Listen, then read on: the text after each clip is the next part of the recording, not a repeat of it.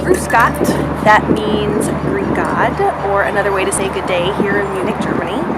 This is Jessica from Glamour Nest, and I am at the Munich Olympia Park Flea Market doing some shopping today.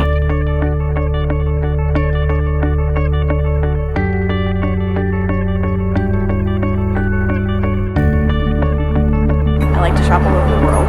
I love flea markets, and I get asked a lot by my clients, how do you shop a flea market? It gets so overwhelming, there's so much stuff, how do you know what's valuable or what's not valuable? So here are just two little tips that I use. One is I sort of take into account what's going on or what's important in the city that I'm in. For instance, here in Munich, in Bavaria, in Germany, beer is very important. So I found a very cute stein.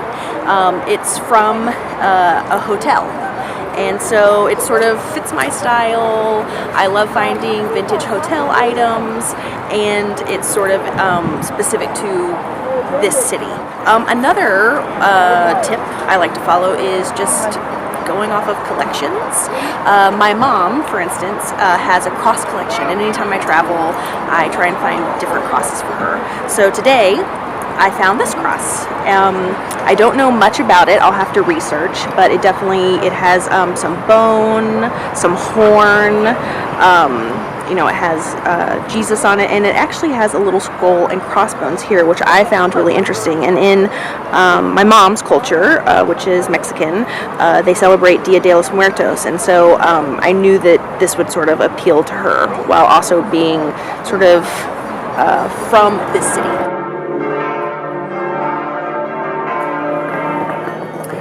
So I was able to do some research on the cross I found at the flea market yesterday, and it turns out that the skull and crossbones at the feet of Christ represents his triumph over death.